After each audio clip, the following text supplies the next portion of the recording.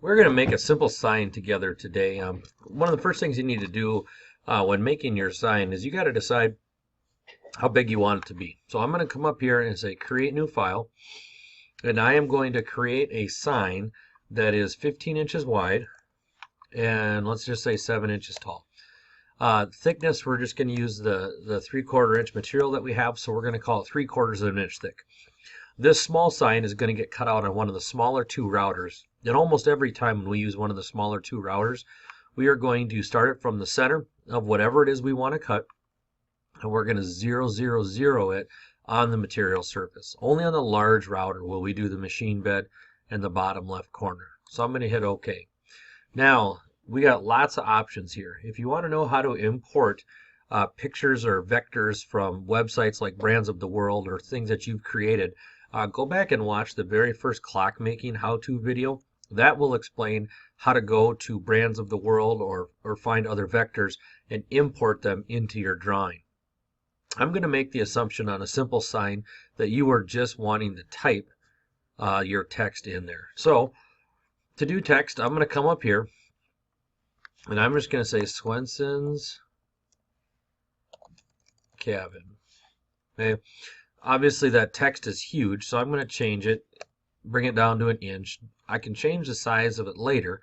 I just want to be able to see it for the purpose of this demonstration, so we're going to bring it down. Other things that I can do is I can change the font. When you're deciding on a font, realize that the bit that we're using has geometry. And you got two options when you're cutting out a word. So a lot of times on signs, I think it looks nice if we remove all of the material in between the two letters.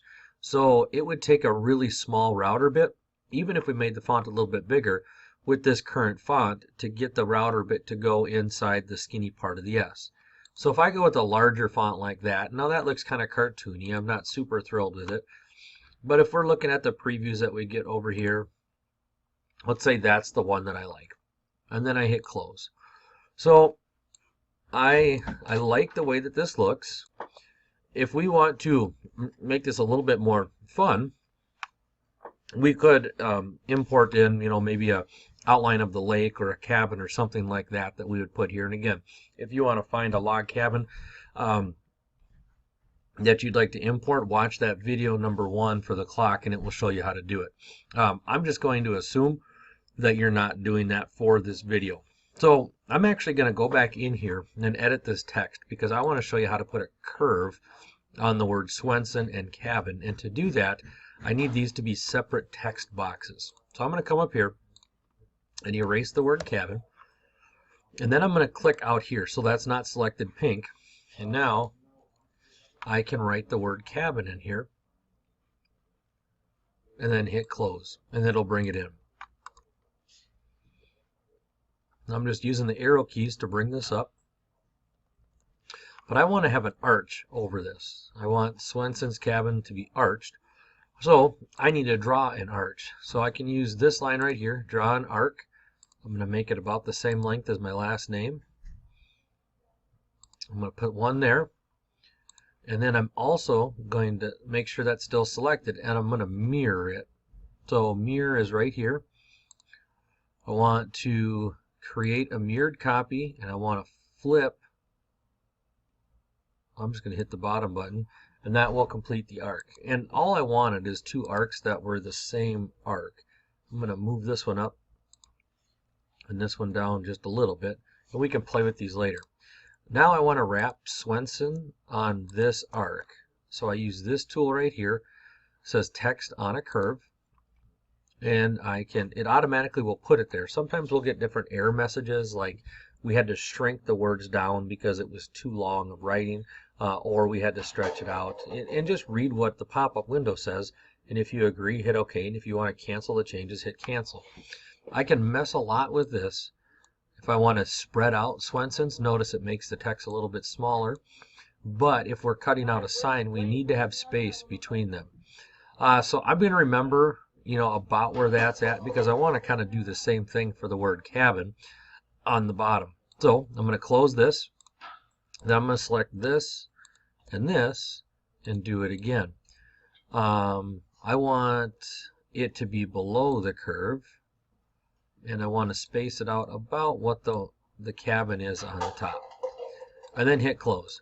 Now I am not for one suggesting that this is a beautiful sign. I just kind of want to show you some of the different options that you do have. I can then go in and erase that arc, so I'm sure that I don't cut that out when I CNC route it. And you know what, I want to move the cabin up a little bit, so I'm just going to slide that a little bit closer. Now if there was some sort of image that I wanted to put in here, I definitely could do that. I will see if I... So I want to add a little bit of interest to this. I want to put a fish right in the middle of where it says Swenson's cabin. So to do that, I have already selected a logo or something that I like to cut out. Remember, we want to keep it simple. A router bit either cuts a line or it doesn't cut a line. So I've gone here, I found this fish, and I'm just going to copy the image. Then I'm going to put it right here, right in the middle of Swenson's cabin. So I'll paste it in here. And then I'm going to make sure it's selected. I'm going to go over here and say trace bitmap. So I'm going to trace it, making sure it's collected. And I can kind of play with these sliders just a little bit. And then I am going to say preview. Whoops.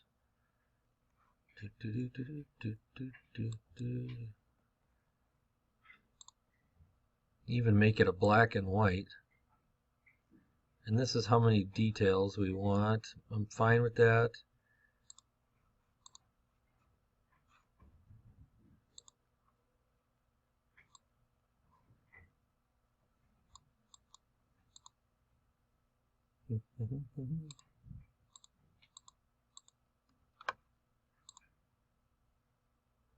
This isn't letting me do it. Well, we'll see.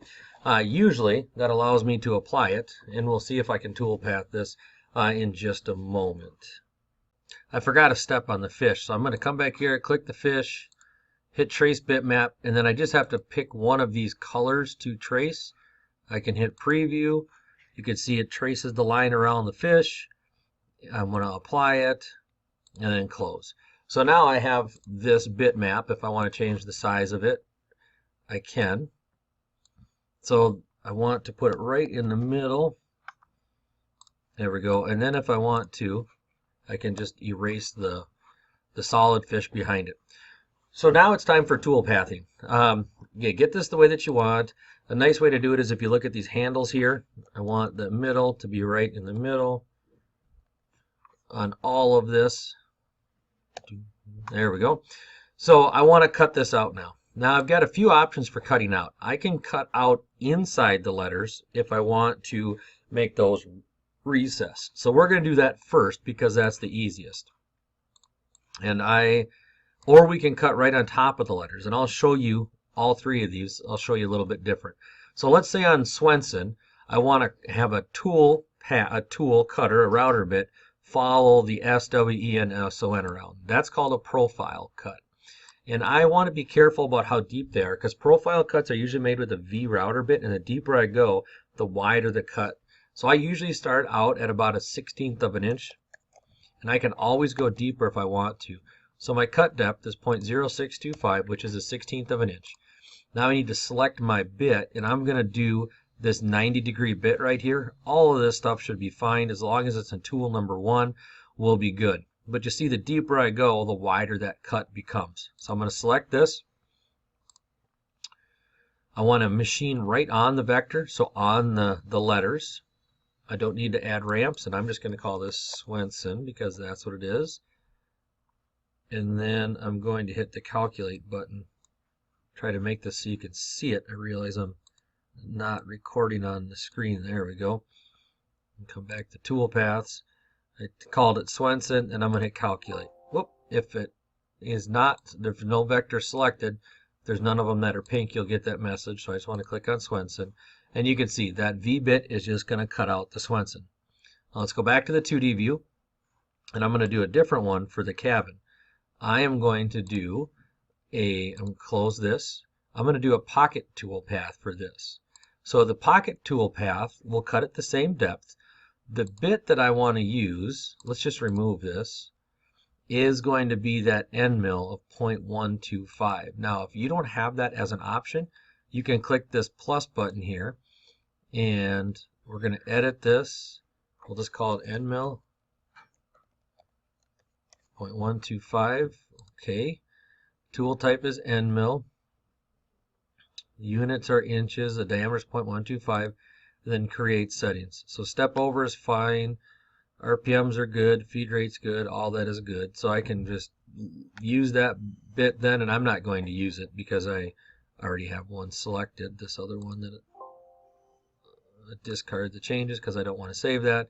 I'm going to select and use that. So now I'll ramp those plunge moves. What that means is the bit comes in at a ramp instead of just going straight down. And I'm going to call this cabin. So you'll see that cuts out the cabin. If I go back and select this toolpath so it's active, you'll see it's different. So if you want to again see the differences, you can hit close, and then you can come to the preview, which I didn't need to hit close. And I'm going to slow this down just a hair and hit play. So you'll see that router bit is going to cut completely out cabin. Now if I do Swenson and play, let's see what it does here. Yeah.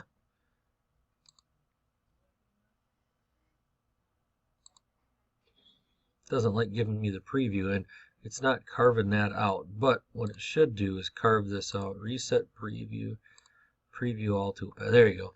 So it's cutting out the Swenson there, and it's cutting recessed in the cabin there.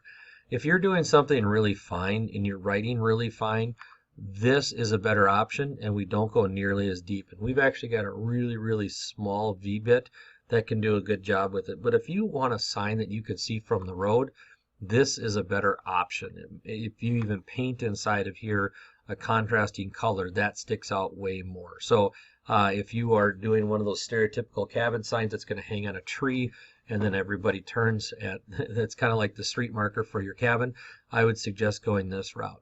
Now there's one other option that you have, and I am just going to erase these, delete all.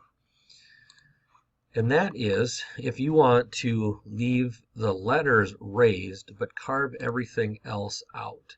To do that, you've got to draw a rectangle, and I'm just going to draw this rectangle the complete size. So I have a rectangle now around the outside, and I'm just going to offset it. Notice it's still highlighted pink. I'm going to offset this in 2 inches. Whoops, I want to go inward, not outward. Well, that's too far. Let's go 1 inch. That's still too far. There, we'll do the 0.5, and then I'm just going to erase the rest of these. Okay, so if I would select all of this and select the pocket toolpath, what it's going to do is it's going to cut out everything between this line and this line. So if I come back up here, I'm going to close this, select pocket toolpath. Now here's something else that saves a bunch of time. We can actually use 2 different bits on this. We're going to use this end mill, the 1/8 of an inch end mill, for the final cut, but we want to do a roughing pass. So I'm going to come up here and select and go with the 0.25 end mill as well. So you can see it's going to do the rough cut first, do most of the removal of material with the 0.25 bit. Then it's going to come in and do all these fine details that'll fit with this 1/8 inch bit. Plunge moves are ramped. Pocket 1, we can call it whatever we want. I'm just going to leave it pocket 1 and hit calculate. So now what we can see has happened, and maybe it's even easier to see on the preview. Preview all tool paths. So it's coming in with that 1/4 inch bit, and it is going to remove all of the material and not touch the top. And I still have that V bit on the Swensons, that's why it's showing up. But it's going to remove all of the material inside of that line and leave the rest. Now it's going back in with the finer bit. And I'm not sure why it looks like the cabin is disappearing, but it is. Let's go reset preview, and let's play this again, but let's go really fast. There, now we got a little better.